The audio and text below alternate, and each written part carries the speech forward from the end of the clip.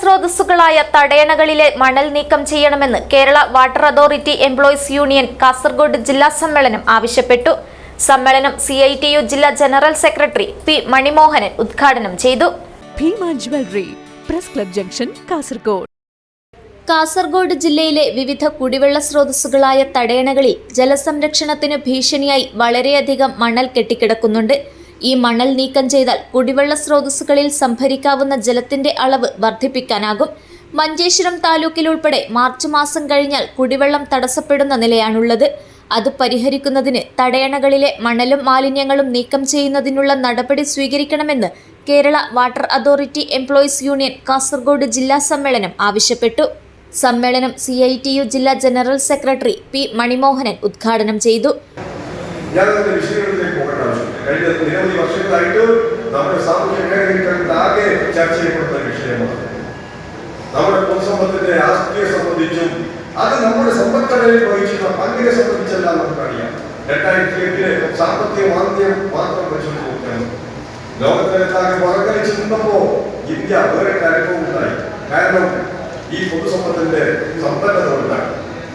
അതിനെയാണ് തകർക്കുന്നതിൽ നോക്കുന്നത്. ഏറ്റവും ചുരുങ്ങിയ വിലക്ക് കൊള്ളയടിക്കുന്നതിന് വേണ്ടിയുള്ള അവസരം ഉണ്ടാക്കുക. നമ്മുടെ എല്ലാം മിച്ചം നമ്മുടെ ഭാവിക്ക് വേണ്ടി നമ്മൾ നാഷണൽ ബാങ്കുകളിൽ നിക്ഷേപിക്കുന്നു. അത്തരം നിക്ഷേപങ്ങൾ ഈ രാജ്യത്തെ കോർപ്പറേറ്റുകൾക്ക് യഥേഷ്ടം വാരിക്കോയി നൽകുന്നതിന് തയ്യാറാണ്. കഴിഞ്ഞ ഈ ഗവൺമെന്റ് കാലയളവിൽ 12 ലക്ഷം കോടി രൂപയാണ് എഴുതി തള്ളിയത്. നമ്മുടെ നിക്ഷേപമാണ്. നമ്മുടെ രാജ്യത്തെ കൃഷിക്കാർക്കോ തൊഴിലാളികൾക്കോ ആനുകൂല്യം നൽകിയിരുന്നു. യഥേഷ്ടം വായ്പെടുന്നതിന് വേണ്ടിയുള്ള അവസരം ഉണ്ടാക്കുന്നു.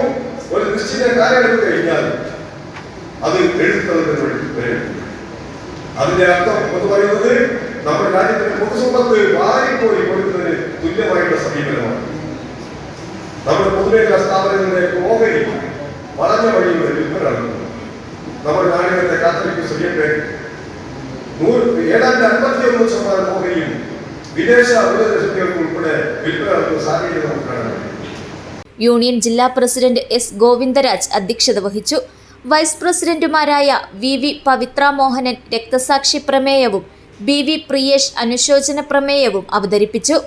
LDF സർക്കാരിന്റെ തുടർച്ച ഉറപ്പാക്കുക, സർക്കാർ ജീവനക്കാരുടെ ശമ്പള പരിഷ്കരണ കമ്മീഷനെ തന്നെ വാട്ടർ അതോറിറ്റി ജീവനക്കാരുടെ ശമ്പളവും പരിഷ്കരിക്കുന്നതിനുള്ള നടപടി സ്വീകരിക്കുക, ഡിവിഷണൽ അക്കൗണ്ട്സ് ഓഫീസർമാരുടെ നേരിട്ടുള്ള നിയമനം മൂലം പ്രൊമോഷനിൽ കാലതാമസം വരുന്നതിനാൽ LD ക്ലർക്ക് മുതൽ മുകളിലോട്ട് പ്രത്യേക പ്രൊമോഷൻ ചാനൽ ഉണ്ടാക്കുക, പദ്ധതികൾ സമയബന്ധിതമായി പൂർത്തിയാക്കുക, വാട്ടർ അതോറിറ്റിയുടെ അധീനതയിലുള്ള ക്വാർട്ടേഴ്സുകൾ അറ്റകുറ്റപ്പണി നടത്തി താമസയോഗ്യമാക്കുക, പമ്പ് ഹൗസുകളിൽ അടിസ്ഥാന സൗകര്യങ്ങൾ ഉറപ്പുവരുത്തുക തുടങ്ങിയ പ്രമേയങ്ങളും സമ്മേളനം അംഗീകരിച്ചു.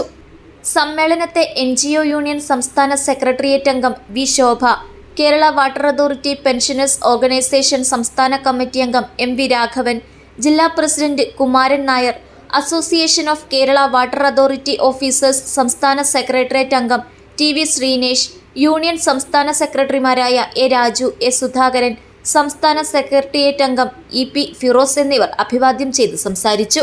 പുതിയ ഭാരവാഹികളായി S ഗോവിന്ദരാജിനെ പ്രസിഡന്റായും MP സഹന, BV പ്രിയേഷ് എന്നിവരെ വൈസ് പ്രസിഡന്റുമാരായും K ബിജു, VM ബിനുമോൻ എന്നിവരെ ജോയിന്റ് സെക്രട്ടറിമാരായും B സുപ്രിയയെ ട്രഷററായും PV ശ്വേതയെ വനിതാ കമ്മിറ്റി കൺവീനറായും തെരഞ്ഞെടുത്തു. ജില്ലാ സെക്രട്ടറി K വിനോദ് സ്വാഗതവും branch secretary A Satheesh Kumar നന്ദിയും പറഞ്ഞു. News bureau, Kasaragod.